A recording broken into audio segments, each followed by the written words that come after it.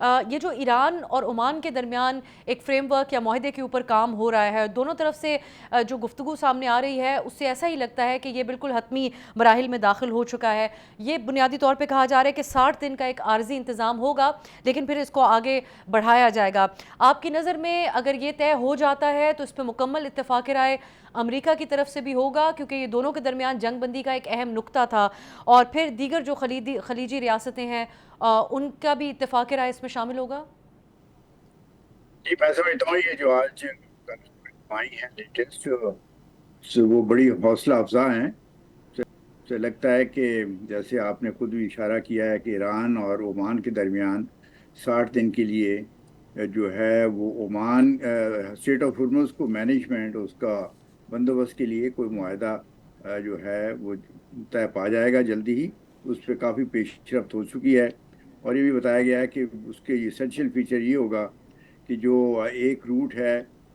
جو ایران کے قریب سے گزرتا ہے، یعنی ناردرن روٹ ہے اسٹریٹ آف ہرمز کا، وہ اس میں جہازوں کو آنے کی اجازت ہوگی، اور جو دوسرا روٹ ہے جو عمان کے قریب سے ہے، اس کے ٹیریٹوریل واٹر کے قریب سے ہے، اس کے ذریعے سے جہازوں کو پرشین گلف سے نکلنے کی ایک راستہ دیا جائے گا۔ اور اس کے لیے جو انتظامات ہیں اس کے اوپر بھی لگتا ہے، جو خبریں آ رہی ہیں کہ ایران اور عمان کے درمیان جو ہے معاملہ طے پا گیا ہے۔ یہ ایک بڑی اچھی ڈیولپمنٹ ہے۔ یہ جو اسلام آباد میمورنڈم آف انڈرسٹینڈنگ جو 17 جون کو ایران یو ایس کے درمیان سائن ہوا تھا، اور اس میں پاکستان نے بحیثیت ایک میڈیٹر یعنی ہمارے وزیر اعظم صاحب نے سائن کیا تھا اس کو، تو اس کے جو پیراگراف 5 ہے اس میں اسی قسم کی باتوں کا اظہار کیا گیا تھا کہ 60 دن کے لیے اسٹریٹ آف ہرمز کو کھول دیا جائے گا، اس میں کوئی ٹول وغیرہ وصول نہیں کیا جائے گا، اور جو جہازوں کے یعنی میری جو نیویگیشن ہے اس کے آنے جانے پہ کوئی پابندی نہیں ہوگی۔ اور پھر اس دوران میں ایران عمان آپس میں بات چیت کر کے اور دوسرے جو گلف اسٹیٹس ہیں ان کے مشورے کے ساتھ ایک مستقل نظام وضع کرنے کی کوشش کریں گے۔ لگتا یہ ہے کہ جو پہلا معاملہ ہے کہ کس طرح 60 دن کے اندر کا جو وقفہ ہے اس کے اندر کس قسم کا نظام ہونا چاہیے، آنے جانے کے اوپر کیا ریگولیشن ہوں گی نہیں ہوں گی، یا تھوڑی بہت فیس وصول کی جائے گی یا نہیں کی جائے گی، یہ معاملات اب طے پا گئے ہیں۔ امریکہ نے بھی اس کو ویلکم کیا ہے، اور یہ خطے کے ممالک کے لیے، پاکستان کے لیے جس کی کوششیں بھی اس میں شامل حال رہی ہیں، اور عالمی برادری کے لیے ایک بہت جی، یعنی اچھی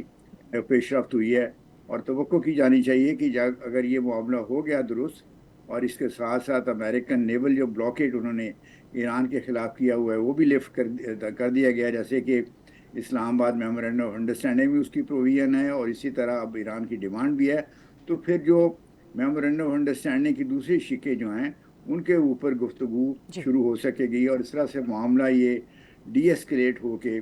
ایک پرامن معاہدے کی طرف میرا خیال میں پیش رفت ہوگی۔ جاوید صاحب، اگر ایسا ہوتا ہے یہ تو ایران کے حق میں جائے گا، یہ تو ان کا ایک پہلے مطالبے میں سے شامل تھا کہ ایک اس کے اوپر فریم ورک طے ہونا چاہیے، یہ امریکہ کے لیے کیسے قابل قبول ہوگا؟ صدر ٹرمپ کو تو ابھی بھی آپٹکس کے حوالے سے کافی ان کو جو ہے وہ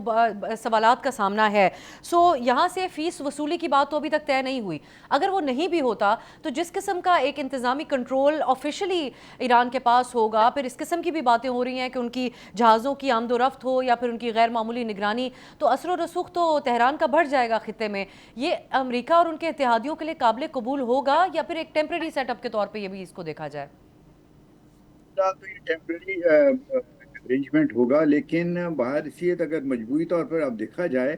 تو جو صورتحال from the point of view of امریکہ کے نقطۂ نظر سے 27 فروری کو جو حالات تھے، جو صورت تھی جب کہ اسٹریٹ آف ہرمز میں سے نیویگیشن ٹوٹلی فری تھی، کوئی پابندی نہیں تھی، کوئی فیس نہیں تھی، اس سے کے مقابلے میں تو ایران کا اثر رسوخ اسٹریٹ آف ہرمز میں اس معاہدے کے تحت جو سائن ہونے والا ہے اس کے اور عمان کے درمیان، اس کے تحت تو اس کا اثر و رسوخ ڈیفینیٹلی بڑھ جائے گا۔ لیکن یہ بھی ہمیں تھوڑا سا خیال رکھنا چاہیے کہ تھوڑی سی اس میں ایران کی طرف سے بھی لچک دکھائی گئی ہے، اور عمان کو بھی اس کی مینجمنٹ میں ایک رول دیا گیا ہے، تو اس لیے نہ تو میکسیمم پوزیشن ایران کی مانی گئی ہے، نہ امریکہ کی، اور نہ کسی اور ملک کی۔ ایک ایسا سمجھوتا وضع کیا گیا ہے، ترتیب دیا گیا ہے جس میں تقریباً سب کے انٹرسٹ کا خیال رکھا گیا ہے، اور اب ڈیٹیلز تو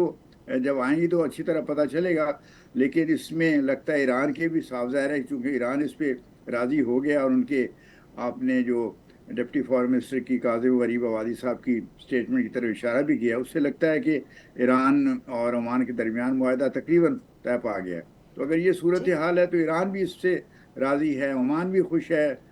گلف کنٹریز بھی خوش ہے، اور امریکہ بھی راضی ہے. تو میرے خیال میں یہ ایک ہر لحاظ سے ایک عالمی برادری کے لیے ایک اچھی خبر ہے. اب جاوید صاحب، ابنائے ہرمز کا تو چلیں ایک امید ابھی کی جا سکتی ہے کہ معاملہ طے ہو، اور ایک طریقے سے پھر جو دنیا کی معیشت بھی سٹینڈ سٹل پر اس کی وجہ سے گئی ہے وہ بحال ہو. ایک اور چیلنج باب المندب کی صورت میں بھی آپ کو اس وقت نظر آتا ہے، جو آپ سمجھتے ہیں کہ اب اس کی طرح اس کا وہ بھی حل طلب ہے. وہاں ابھی بھی ایک صورتحال ایسی ہی برقرار ہے، حوثیوں کی طرف سے 2 جہازوں کو نشانہ بنایا گیا، صرف ایک جہاز وہاں سے ابھی تک گزر پایا ہے، تو وہ بھی تو سکسیسفلی اس کو ایک طریقے سے بلاکیڈ روکے رکھے ہوئے ہیں تمام نظام کو. اسی صورتحال میں پرائم منسٹر شہباز شریف کے حوالے سے خبر ہے کہ وہ سعودی عرب جا رہے ہیں، جہاں پر ان کی سعودی ولی عہد سے بھی ملاقات ہوگی. وہ روانہ ہو چکے ہیں اب سعودی عرب کے لیے. تو آپ کی نظر میں ایک تو اس دورے کی کیا اہمیت ہوگی، اور باب المندب کا چیلنج بھی اب کتنا ایک سنجیدہ چیلنج ہے؟ جس میں حوثیز نے ایک جہاز سے جو نیویگیشن جو باب المندب کے تھرو ہے اور ریڈ سی میں ایریا میں ہے، اس پہ خاص طور پہ سعودی شپس کے اوپر پابندیاں عائد کی ہیں. یہ جو چیز ہے، اس کا تھوڑا بہت تو لنک ایران اور اسٹریٹ آف ہرمز کے ساتھ بھی جڑا ہوا تھا. اگر اسٹریٹ آف ہرمز کے معاملات خوش اسلوبی سے طے ہو گئے، جیسے لگتا ہے کہ ہو جائیں گے، اور ایران اور امریکہ کی جو گفتگو ہے، مذاکرات ہیں، وہ دوسری اسلام آباد میمورینڈم آف انڈرسٹینڈنگ کی دوسری شکوں پہ، جس میں نیوکلیر ایشو ہے، لفٹنگ آف سینکشنز ہے، انفریزنگ آف ایرانین ایسٹس ہے، اور سارے خطے میں سیز فائر کی بات ہے. ان چیزوں پہ اگر مذاکرات ٹیکنیکل لیول پہ دوبارہ شروع ہو جاتے ہیں، جیسے پہلے تقریباً شروع ہو گئے تھے، تو اس سے ڈی ایسکلیشن کی طرف معاملات کو لے جانے میں مدد ملے گی. اور آپ کو یاد ہوگا کہ چند دن پہلے ایک ڈیفنس کاؤنسل بھی بنائی گئی تھی، جس کا سعودی عربیہ نے بڑا جس میں سینٹرل رول پلے کیا تھا. اور اس کے میٹنگ کے بعد ایک 14 ممالک کی، جس میں پاکستان بھی شامل ہے، اس میں ایک جوائنٹ اسٹیٹمنٹ ایشو ہوئی تھی، جس میں یہ کہا گیا تھا کہ ریڈ سی میں اور باب المندب کے تھرو فری نیویگیشن کی طرف یعنی توجہ دلائی گئی تھی، اور اس کے اوپر ایمفیسائز کیا گیا تھا. تو میرا خیال میں جب deescalation strait of Hormuz اور پرشین گلف سائڈ پہ ہوگی، تو حوثیوں کے لیے بھی کوئی اس کے علاوہ اور کوئی چارہ کار نہیں ہوگا کہ وہ بھی اپنا جو ہے وہ اپنا رویہ جو ایٹیچیوڈ ہے اس کو ریزنیبل کریں، اور کوئی باب المندب کے تھرو جو نیویگیشن ہے اس کے اوپر کوئی رکاوٹ بننے سے یا رکاوٹ پیدا کرنے سے پرہیز کریں. اب امریکہ کے حوالے سے آخر میں آپ سے جاننا چاہیں گے، اب ہر کچھ دن بعد یہ خبریں سامنے آتی ہیں کہ اب ایک تقسیم پائی جاتی ہے امریکی انتظامیہ میں بھی اس حوالے سے، جو جنگی دفاعی اخراجات ہے یا جنگی ساز و سامان ہے اس کے حوالے سے. اب آج بھی یہ خبر سامنے آ رہی ہے کہ صدر ٹرمپ نالاں ہیں اپنے سیکرٹری آف وار پیٹ ہیگسیت سے کہ ان کو درست انفارمیشن صدر ٹرمپ کو نہیں دی گئی، جو کمی کا سامنا ہے ان کو دفاعی ساز و سامان یا گولہ بارود کے حوالے سے. تو یہ خبریں سامنے آئی تھیں کہ صدر ٹرمپ برہم ہے کہ ان کو گمراہ کیا گیا، حقیقی وہ بات نہیں بتائی گئی. آپ کی نظر میں ایمبیسڈر صاحب، یہ جو عام ایک پرسیپشن امریکہ کے حوالے سے، دنیا کی ایک بڑی سپر پاور، بڑی دفاعی پاور، ہر ایک خبر جو سامنے آتی ہے انتظامیہ میں تقسیم کے حوالے سے، اس نے کتنا پرسیپشن تبدیل کیا ہے ابھی تک امریکہ کے حوالے سے دنیا بھر میں اس جنگ کو لے کر؟ میرے خیال میں اس جنگ کا ایک سب سے بڑا جو امریکہ کا نقصان ہوا ہے کہ جو اس کی انوینسیبلٹی کی جو ایک امیج تھی دنیا میں، اس کو بڑا دھچکا پہنچا ہے. ایک مڈل لیول پاور جو ایران ہے، اس نے ایک اوپن ڈیفائنس امریکہ کے سامنے کی، اور اس میں سے وہ تقریباً یہ کہا جا سکتا ہے کہ سرخرو ہو کے اس میں اسٹرگل میں سے اس ڈیفائنس کے باوجود نکل آیا، اور سپر پاور کو تقریباً یعنی اپنا پوزیشن کو ریویو کرنے پہ اس نے مجبور کر دیا ہے. تو ایک تو یہ چیز دنیا میں امریکہ کی امیج کو اس نے بڑا دھچکا اور نقصان پہنچایا ہے. یہ تو ایکسٹرنل ہے. اس کے ساتھ ساتھ چونکہ امریکہ کی انٹرنل سچویشن ہے، وہاں پہ مڈ ٹرم الیکشن ہونے والے ہیں، تو جو ڈیموکریٹس ہیں اور ان کے ساتھی جو ان کے ہمدرد ہیں، وہ ٹرمپ صاحب کی جو غلطیوں سے فائدہ اٹھا کے ان کو سخت کرٹیسزم کا نشانہ بنا رہے ہیں. اور وہ یہ سوال کر رہے ہیں کہ آپ نے 28 فروری کو جو جبکہ نیوکلیئر ایشو پہ نیگوشیشنز پروگریس کر رہی تھیں، آپ کے حملہ کرنے کی کیا وجہ تھی، کہ یعنی کوئی جواز کیا تھا، اور پھر صرف آپ کو فائدہ کیا ہوا ہے. تو یہ ایسی چیزیں، ایسے سوال ہیں جس کے لیے جس کا امریکہ یعنی ٹرمپ صاحب کو جواب دینا کوئی آسان کام نہیں ہے.